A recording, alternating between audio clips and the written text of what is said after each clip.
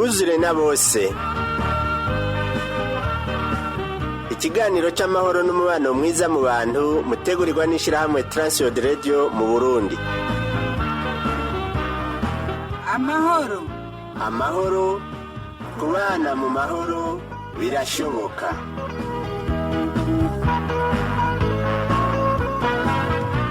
Ndakumukije inshuti mgenzi buza ikiganiro catuze na bose, ikiganiro c'amahoro n'umubano mwiza mu bantu utegurirwa n'ishirahamwe Transworld Radio y'u Burundi. Uno musi uri kumwe na Dasmani Rakiza, kaba ndi kumwe n'umutumire hano Havyarimana Remy asanzwe arongoye ikigo c'Ivyizigiro, tukaba tuganire kwijambo cyacyo rivuga ko umukristo akwiye kubaho akurikije akarorero ka Kristo. Umutumire wacu turabaramukije. Ndabaramukije Leonidas, ndaramukije n'abariko baradukurikira. Egome kaze cyane muri ino studio bwabo twongere tuganire kuvyerekeye ivy'amahoro. Mu kiganiro cacu cuno munsi turavuga cyane ku kuntu umukristo akwiye kubaho akurikiye akarorero ku mwami wacu Yesu Kristo. Mwebwe nk'umukozi w'Imana, iyo umuntu avuze umukristo akavuga ko akurikije akarorero ka Yesu Kristo, intangamana y'iryo jambo mwarivuga kwiki? Murakoze cyane.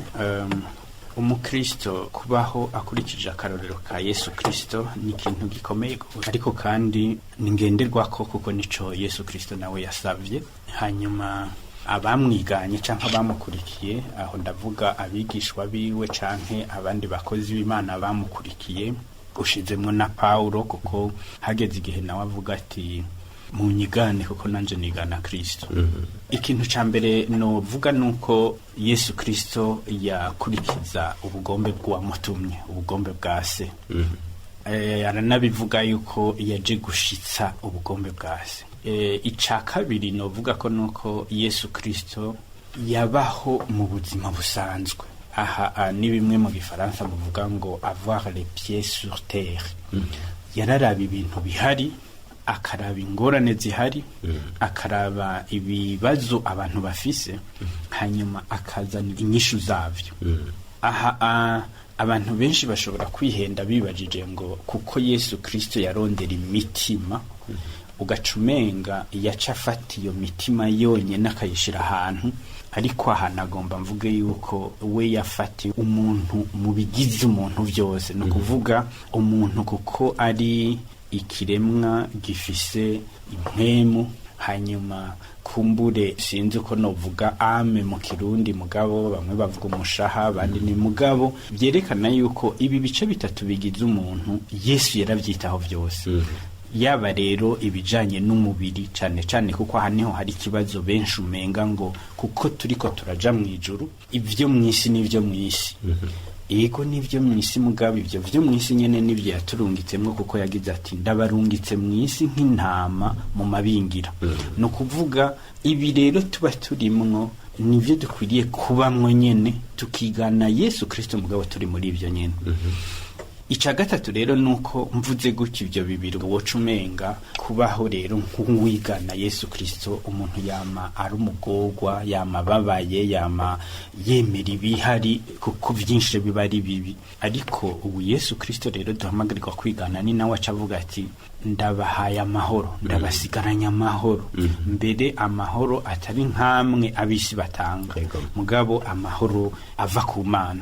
No kuvuga rero ubaho nka Kristo abaho aziko ari mu bugombe bw'Imana, arondera kumenya ico Imana imugombako, mugabo kandi akaba mu bantu, akaba mwisi, kugira ngo aze arabe inyishu y'ibibazo abo bari kumwe bafise, ibibazo isi ifise.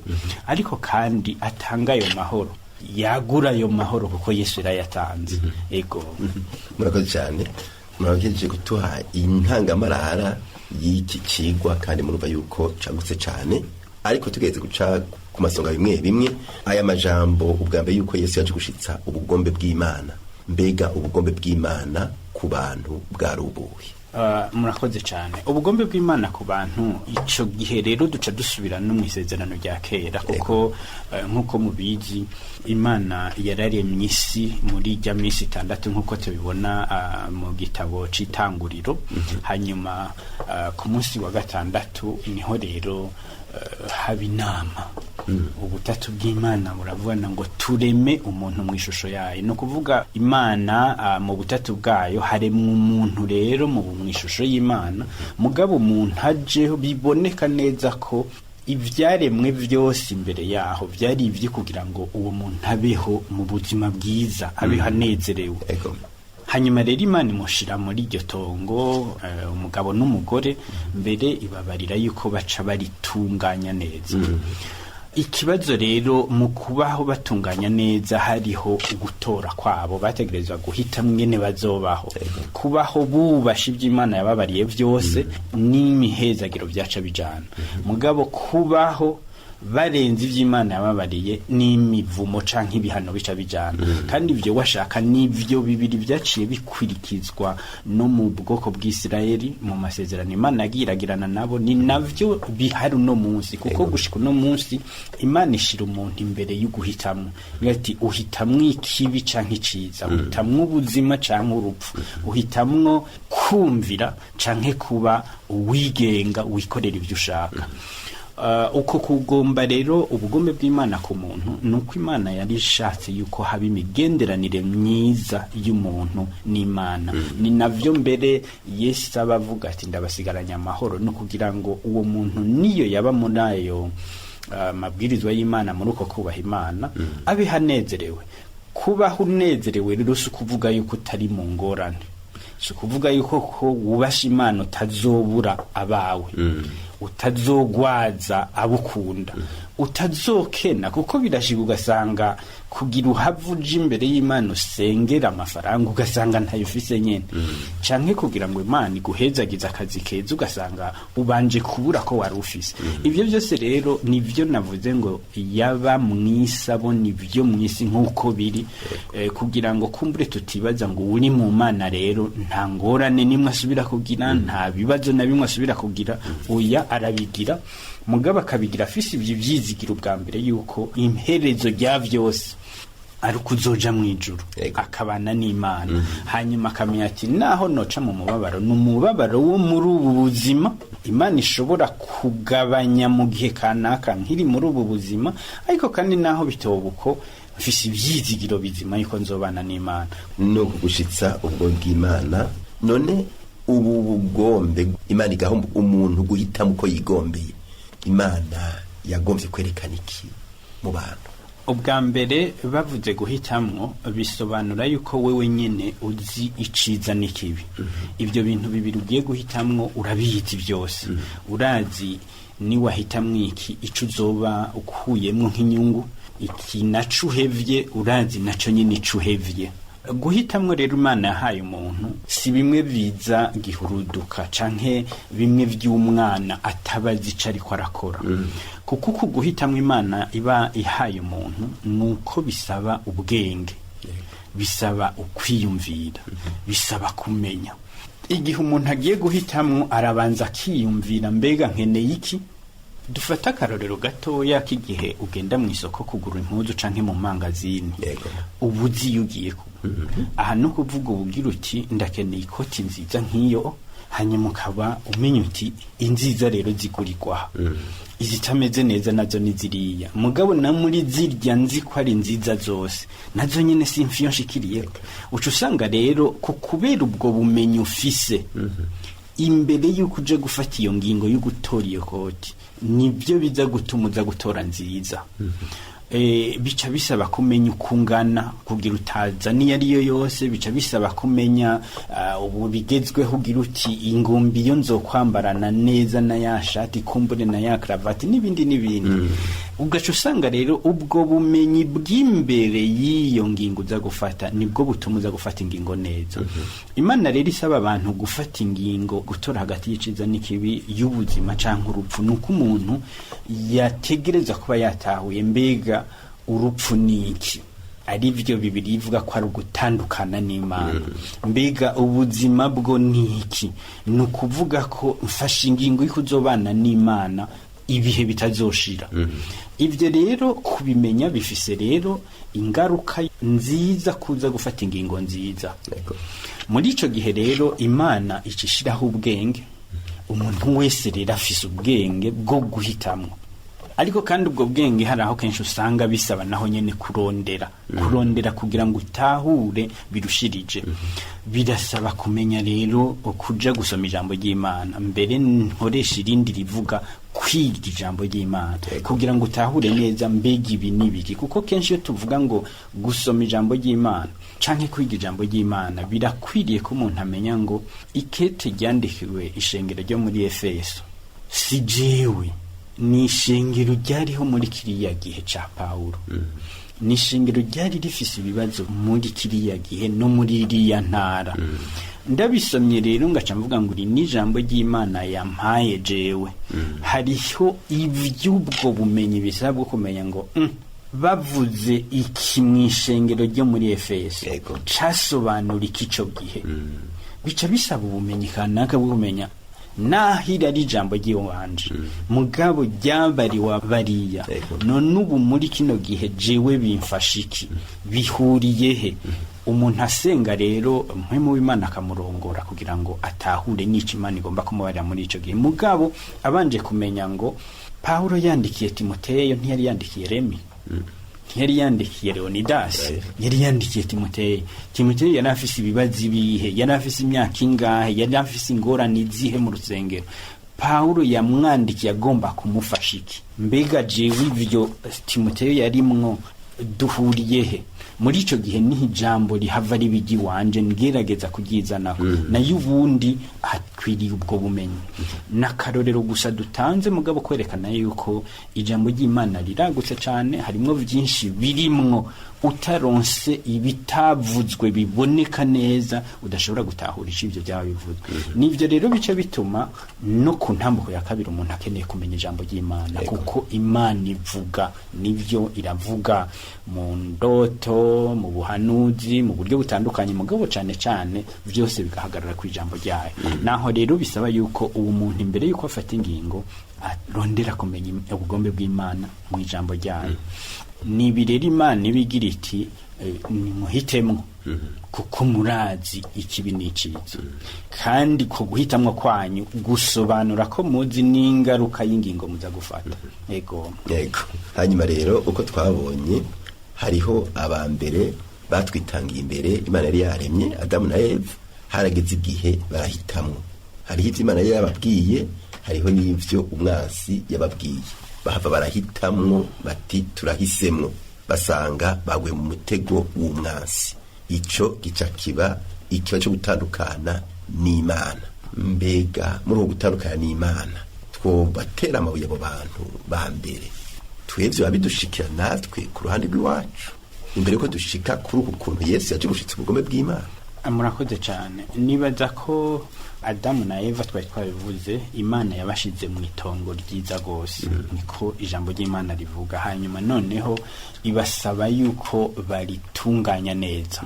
Icambere mvuge yuko ico Imana yasavye bari abantu ba mbere ni naco yadusavye. Igomba yuko dutunganya ubuzima, dutunganya ibidukikije, bitunganya aho turi mu miryango, aho turi umuntu wese ahari. Nkuko Imana yabariye Adamu na Eva ati noneho iryo tongo ni murikorere, ni ukuvuga bamenye ibikenewe hanyuma babikore.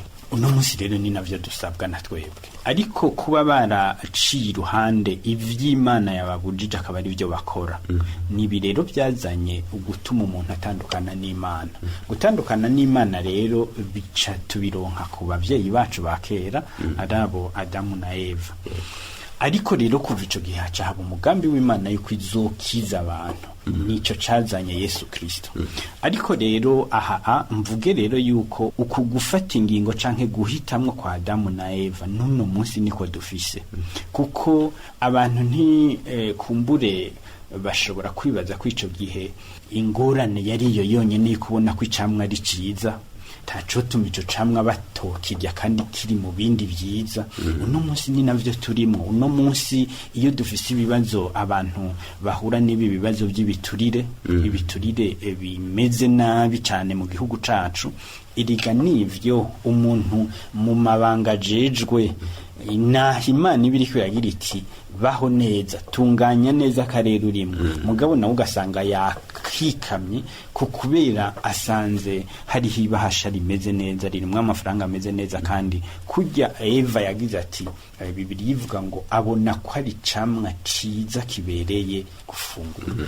Igihe umuntu aje kugusaba ico wategerezwa kumukorera, mugabo akabanza kuguha amafaranga, kandi akaguha ayo mafaranga kumbure muhira ufise ibibazo by'amafaranga, n'amafaranga uzi uti ayo ukwangana aza kuntambutsa kuri kiriya, nivyo Imana iguhamagarira ngo nturenga uwo murongo kandi ufate ingingo ukurikije ibyo ufise muri yo. Ugaca usanga rero ingingo uza gufata y'uguheba canke y'ukuyakira nivyo biguha inkomezi zo kuguma mu Mana canke kuyija kure. Nivyo rero usanga bica bituma n'ingingo dufata ku munsi ntidutandukanye na gatoya na bariya. Kumbure ico gihe biboneka yuko umenga intambara bagira zari mu murima canke mw'itongo gusa, ariko n'ubuzima bwacu bwa misi yose, kuko uri mu gisirikare afise ibyo agwana mu gisirikare, uri mu ishure nk'umwigisha afise ibyo agwana navyo nk'umwigisha, umunyeshuri ariko ariga afise ibyo agwana navyo nk'umunyeshuri. Umuntu wese rero kugwega Imana imushikije kuno munsi atarayibajije gusa ngo ibyo azobejo canke ibyo yari hirya y'ejo, nico Imana imubarira guma mu bugombe bwawe. Iciza nuko uwo Yesu Kristo yaje kugira ngo yongere kwegeranya umuntu n'Imana. No munsi rero dufise ibakwe ryuko uwemeye icaha asaba imbabazi akabari bari kubwo nyene. Ico nico rero gituma Imana iduhamagarira kugira bimwe twavuga kubona ibiri ruhande yacu, nkuko twavuze dutangura ngo Yesu yabona ibintu ko biri, avait les pieds sur terre, natwe tubona ibintu ko biri. Niba twogomba kwigana Yesu, twomenya ngo umuntu ataraja mu ijuru abaho mu mubiri usonza, abaho mu mubiri urwara. Ni byiza rero ko dutegekanya ibyo byose kugira ngo bibe inyishu ku buzima bwiwe. Hari uwacu avuga ati ibyo mu bisanzwe leta irabibona ikijejwe, twebwe amashengero tujejwe gukiza imitima. Iryo jambo cyamo ivuga kwiki? Aho rero ni nawo mutwe w'ikiganiro turiko turavuga, niba mu by'ukuri turiko turigana Yesu, none ni kubera iki Yesu atakijije imitima gusa? Amashengero ari mu mpemu gose ashobora gusengera abagwaye bose bagakira kujya Yesu yabasengera, niba bikore bakire, mugabo ciba bagaburira kujya yabagaburiye, hanyuma aho bazoba biganye Yesu. Mugabo niba bishoboka kuno munsi ubuhinga bushobora gukiza abantu atari mu bitangaza gusa, mw'ishengero hakaba hari abahinga Imana yahaye izo ngabire z'ubuganga, novuga ngo ni itegeko kw'ishengero gufasha kwabo baganga bavura neza. Nonezerwa ishengero ryari ryo ryose ricirigira ibitaro vyiza bavuriramwo abantu, rikagira amashure meza. Nukuvuga yuko uvuze ngo leta irabikora, woca wibaza mbega leta niki? Leta ni rujya rwego rwemereye ku ishengero rikora. Mugabo ugiye kuraba none urwo rwego ninde? N'umuntu umwe canke ni bangahe bashize ku mukono? Mugabo uwo nawe hariho ivyo mwasezeranye kugiye gukora, kuko ico nibaza kenshi n'amashengero sinzi ko benshi batanabimenya, nuko mu vyo baba biyemeje gukora nugufasha mw'iterambere ry'igihugu. Iterambere rero si kuvuga abantu bakiza imitima gusa, abo bantu hamwe bokira imitima gusa sinibaza ko vyoshika ko bonezerwa nabo nyene nko kwa Mungu basanze bose bambaye imishire y'impuzu canke batambaye.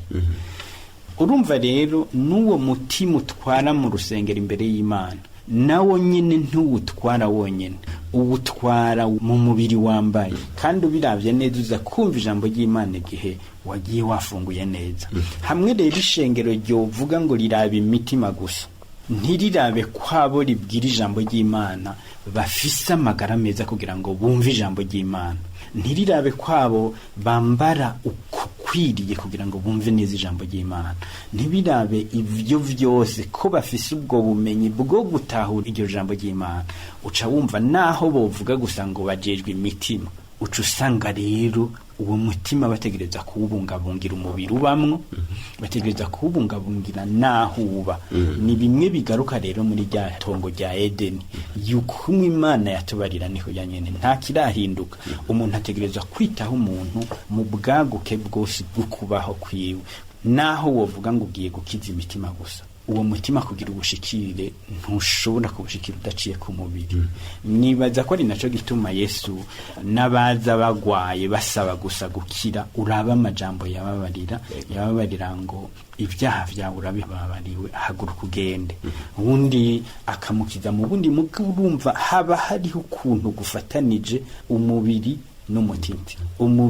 n'umutima, kuko we yarazi yuko uwo mutima batazohura ari wonyene, imisi yose uzoba uri mu mubiri. Muri uwo mubiri rero utegereza kuwitaho. Ishengero rero niba ryifuza ineza y'imitima, ntaho bazohurira. Umutima uri kurigendera wonyene, uzokwama uri mu mubiri, kandi uwo mubiri kugira muhuru no munsi mwongere muhure ejo, nuko ufise aho waraye, nuko ufise ingene wafunguye, nuko ufise bijya byose. Naho rero nibaza yuko ho bari ukwihenda uwovuga rero ngo ishengero niryo rijejwe imitima, ngo leta nayo ijejwe ibisigaye. Turi ngaha rero tugira dufise n'abasoza kino gice ca mbere c'ikiganiro cacu. Murumva yuko aha tuvuze ingene umuntu akwiye kubaho yishushanya n'ingene Kristo yabaho, kandi mumaze kutubwira ko Yesu yagerageje gutabara impwemu kandi agatabara n'umubiri. None ishengero ryokora iki kugira ngo ivyo vyose bibe biri ahantu bishobora kumva bitekaniwe kandi birose vyangombwa? Sinofata cane ibijanye n'umutima, kuko ni naho benshi bibaza ko ariho bariko barakorera, kandi ni vyiza. Ariko nashaka ndakubarire duse nk'abasubira inyuma gatoya muri kahise k'abavuze ubutumwa canke bazanye ubutumwa mu bihugu bitarumva ijambo ry'Imana. Mu by'ukuri habaye ibihe bigenda bitandukanye, kuko abatari baki igihe batangura kuzana ijambo ry'Imana nko muri Afrika hariho ugutahura gutandukanye mu bihugu baba bavuyemo. Kuko ico gihe abenshi bari bacizera yuko abantu birabura basa nk'ukumenga ntibakwije ubuntu, niko no bivuga. Ugaca usanga bagira bati mbega none bajya bo kumva ijambo ry'Imana bagakizwa, mbega ibibazo byari byinshi. Ica kabiri nuko baba bazi ko bafise ico kibazo c'ururimi c'ingene bashobora kuvugana, mbega uwoshikayo wewe vyogenda gute. Ugaca usanga rero nabo baba bafise umuhamagaro wo kuja kuvuga ijambo ry'Imana muri ubwo buryo, barafatwa n'ibyo kuko batazi ingene bari buhene. Mugabo kuko ari umugambi w'Imana, abenshi baraza, kandi ndakubare kubujya n'abamisiyoneri benshi bapfuye bataranashika ku byo bibaza ko bashitseko.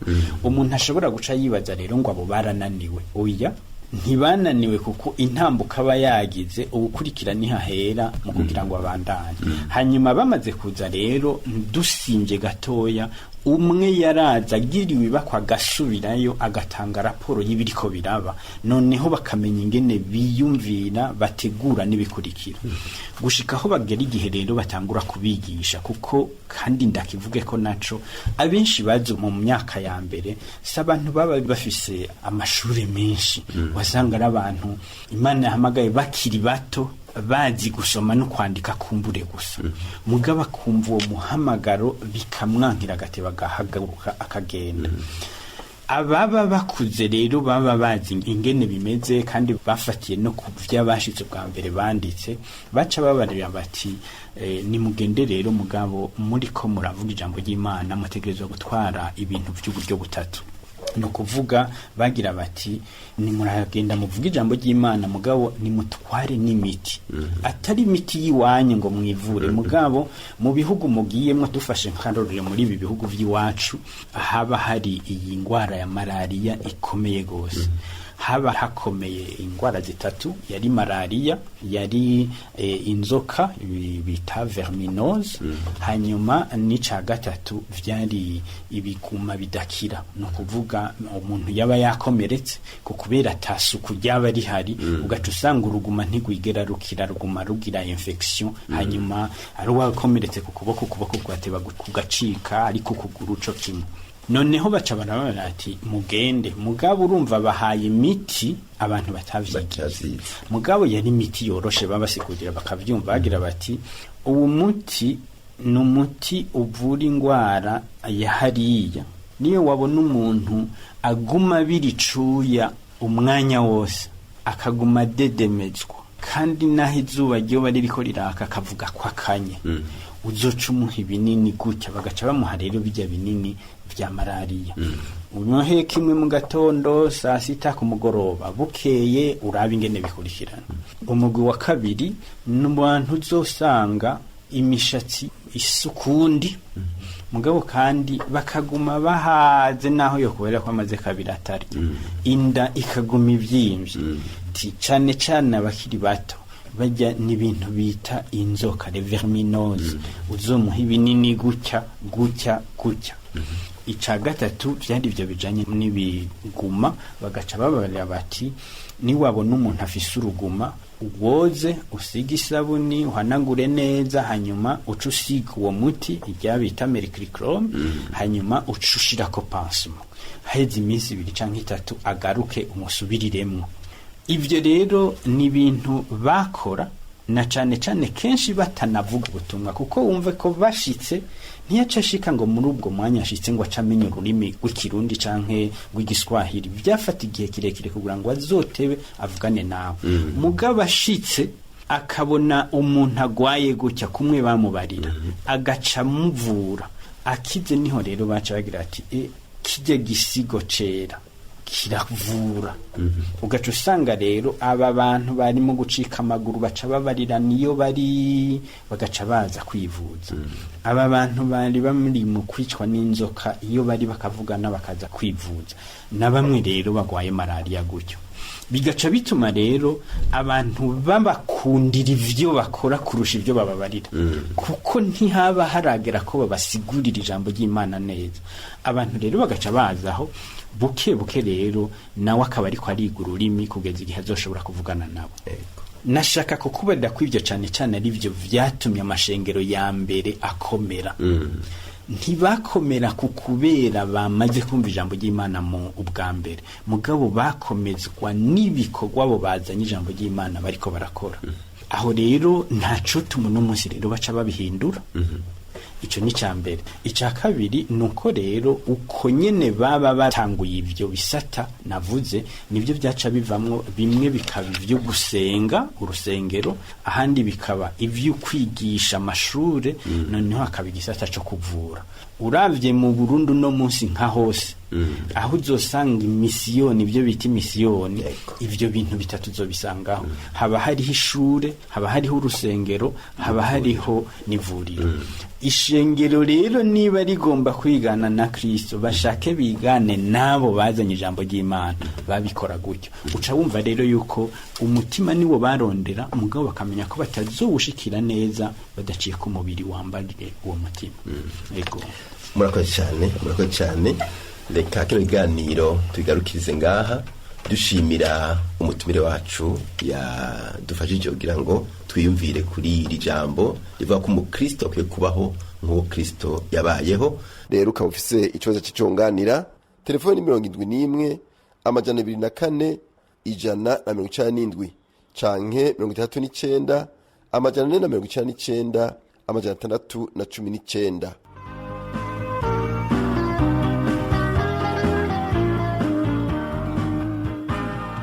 Ico cyari kiganiro twuzure na bose, mushikirizwa n'ishirahamwe Transworld Radio mu Burundi. Niba mugomba kutubaza canke kutwunganira, twandikira uti twuzure na bose, agasanduku k'amakete 1140 i Bujumbura, canke udutera kamo kuri 24 26 57. Imana iguhezagire.